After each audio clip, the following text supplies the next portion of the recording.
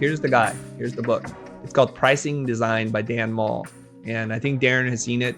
He probably sent it to me. I'm pretty sure somebody in the group sent it to me and they gave me extra materials to read. So this is great. So here's how he looks at it. Now, when we look at pricing value, we look at our cost.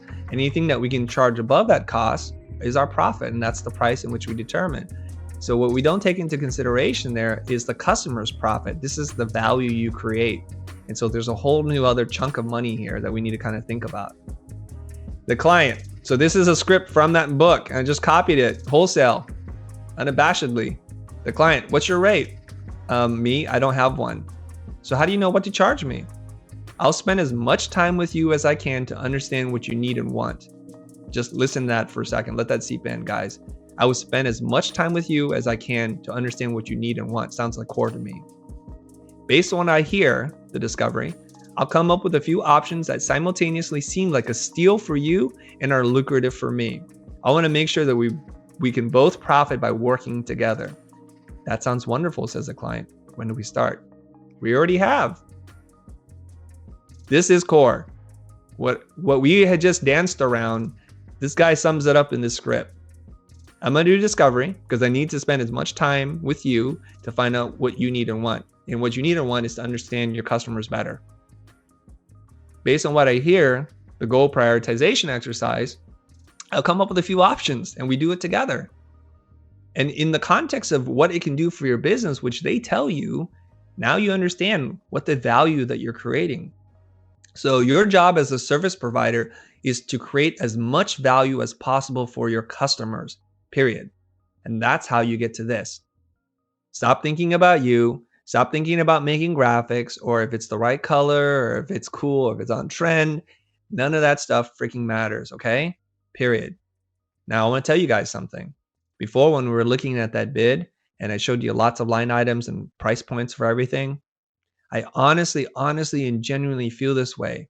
I want the clients to spend as much money on me as possible because I believe every dollar they spend, they'll get back 4-10 times the results. So my job is not to sell them anything. My job is to help them. In order for me to help them, I need them to pay me so I can allocate time towards working on their project. What I do in a lot of instances is I help clients win new business, and they're going to far exceed the benefits of what I do versus the expense of what I do. Okay? So far, so good, you guys?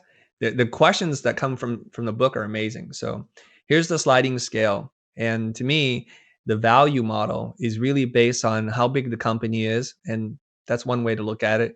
The other thing is the bigger the company, the greater the risk. Small companies, you don't get it right, it's not going to kill them.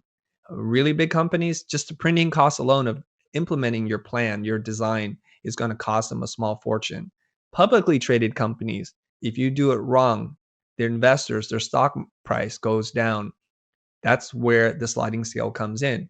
So you can do the exact same website for $40,000 or $300,000. It's all based on the risk that the client takes and what your role in that is going to be. So that's where the sliding scale comes in. So keep that in consideration. So there's a couple other things that he talks about. One is the rush charge, meaning same amount of work, but there's not a lot of time. So you have to charge for that. And the good old pain in the butt charge. So really difficult clients, really nitpicky clients. And Jose and I were talking about this. And I said, you know what? Every time I have one of those clients that are nitpicky, it's not because they're bad people. And I feel horrible and I feel frustrated, mostly because I didn't charge enough. And so I go back and I charge more. I ask them for more money and it works out. Then I'm really happy again. All right. So here are some really great questions. There are 2 pages of questions here, you guys. So screen cap away or do what you want. Okay. Questions. These are great questions to ask the client. So here we go. What's the time frame?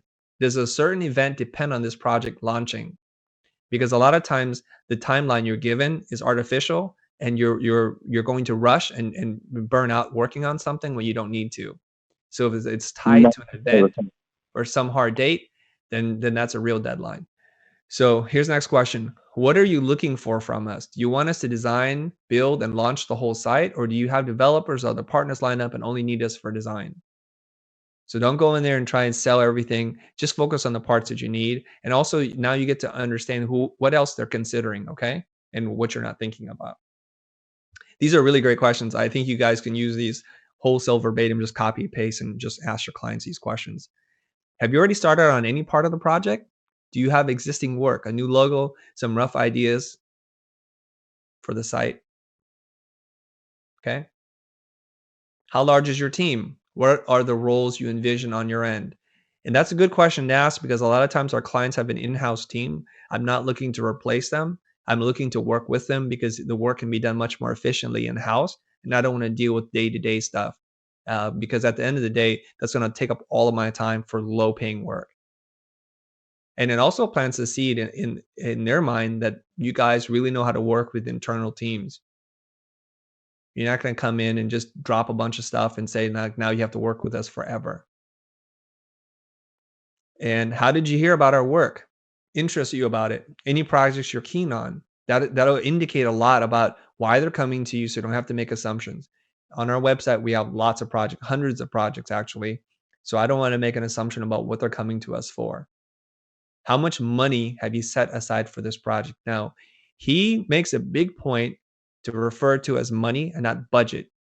And the reason why he says this, and I've heard the same thing, is that when you put the word budget, it makes it sound cheap. He's just like, call it what it is. It's money. How much money have you set aside? Because that's tied to value. And are you talking to other companies about this project? And might we ask how many? What do you like about their work? We do this all the time. And the golden question at the end, and this is, I like the way he phrases this, is anything else we should know about?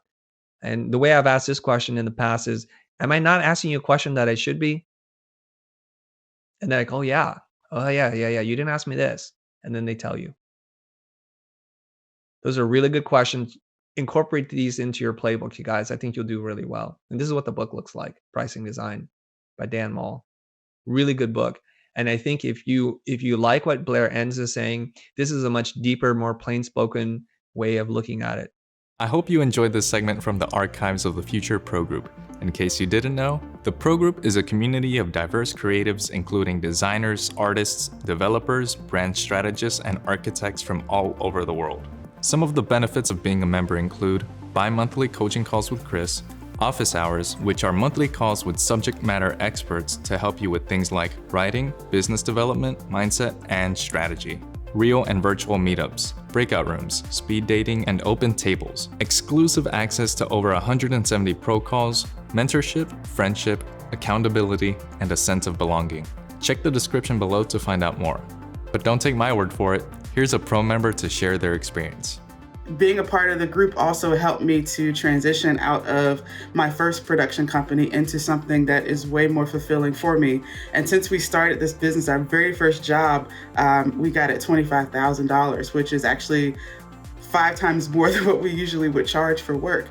But it's being a part of this group and constantly being accountable to the growth and to the worth that I know is in myself. Like, that's what's helped me to definitely improve and to go forward in my business. So if you're interested, check out thefutur.com/pro-group. Thank you for watching. We'll see you next time.